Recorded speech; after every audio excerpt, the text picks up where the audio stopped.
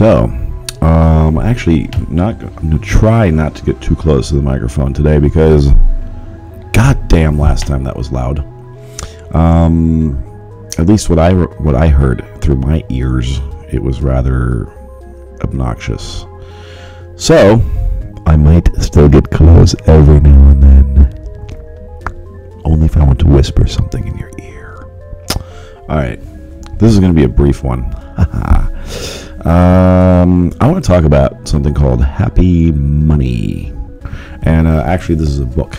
It's a book that I'm peddling through my link down in the subscription. It's a really cheap book, guys, and it's a quick read. I think it's like 99 cents. Unless you're on the Kindle Unlimited thing with your Kindle. I'm actually going to put a link to this down there as well, because I'll tell you something. If you're going to get really involved with law of attraction and all this manifesting stuff, if you're reading a lot of stuff, you want to get a reader, right? I have so many books on here. Do you know how many books can fit on this thing?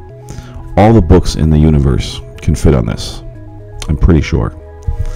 Anyway, and if not this one, because this is an older, kind of an older version, but I'm sure the newer version, to which I will link, and or possibly the next up version or some future version will be able to fit all of the books in the universe on it. Yes, this is a book by Lena Buenostar, who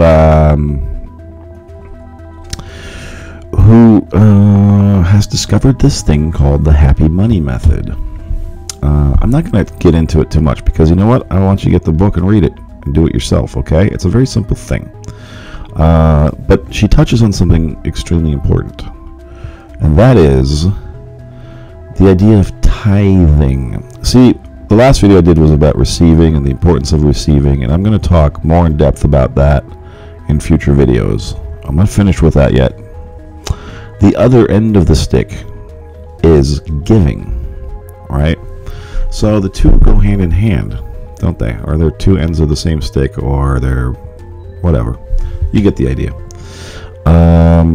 It's important to give, and it's important to receive. It's equally important to give and receive, all right? That's why this one I'm actually going to dedicate real briefly to the concept of giving.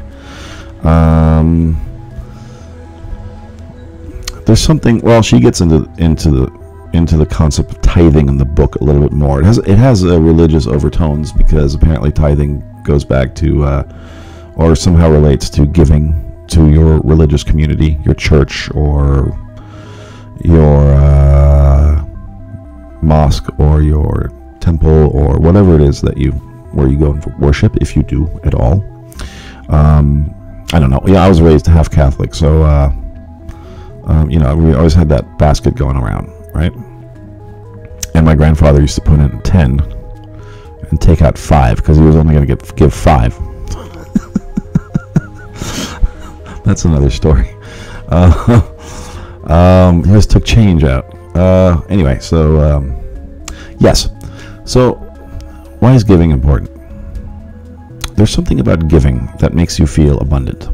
You know what? Even if you don't have a lot of money at the moment, even if you don't feel very abundant, there's something about giving, even the smallest amount. You know what? Even if you give someone a quarter on the street, you're giving something. It's just as important as $1, $10, $5. Okay.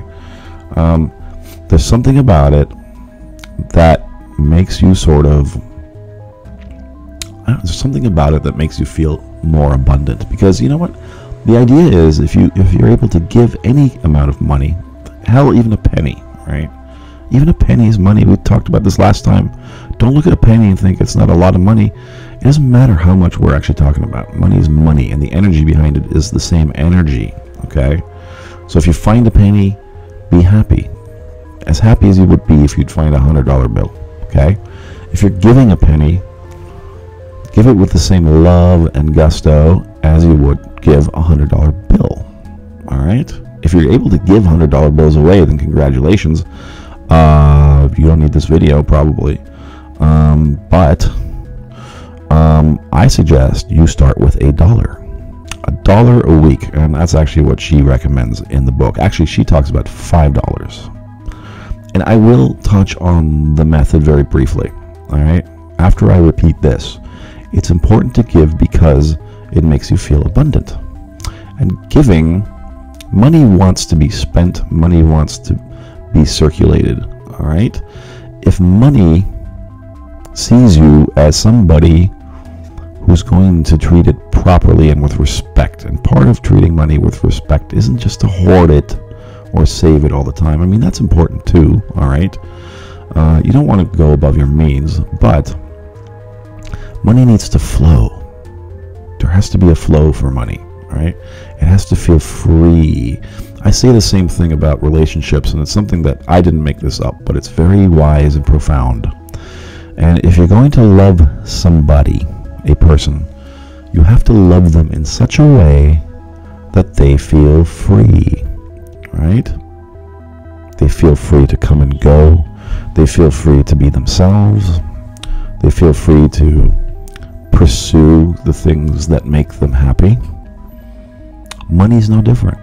If you're going to love money, you have to love it in such a way that it feels free. And you know, when that happens, just like with people, it's going to want to be around you more. Okay? It's very important. If you love people and money in such a way that it feels free, they feel free, they're going to want to be around you more. Okay? That's an extremely important concept. If you hoard money, money can't express itself freely the way it's meant to express itself. All right? So that's the fundamentally the most important part of giving. That's what's at the root of the concept of giving, I think. So, oh, and of course all that compassion stuff too. That's important. But that's not what you're going to do through this book. You're not just going to go give $1 to somebody, okay? What you're going to do briefly and in a nutshell, which I find, I like this method very much because it's kind of exciting. You're going to hide money in different places, like at the grocery store or at on the street somewhere. You're going to do it in such a way that no one's going to see you, so you got to be a little sneaky. Actually, Miss Buenos Star, describes it as a sort of a crime, right? It's like committing a crime in the opposite sense, where you're not taking anything, you're giving something. So, but you don't want to get caught. It's kind of an exciting part of this. I like to leave little notes with my money. You know, I put inspirational quotes and all that stuff. You know, I've tucked them away inside of, I'll roll them up and put a rubber band around them. I'll tuck them away in like an egg carton at the supermarket, right? And then I walk away. I don't check on it again. I don't wait and see who's going to find it. You're gonna have that urge to do that, but she actually recommends in the book that you don't do that, right? One of the amazing things of this method is that money, when you start doing this consistently and do it with feeling, in other words, don't do it because, this is going to get me more money. No, that's not why you're doing it, right? Like with anything with this practice, you're not going to be doing it just to get the thing.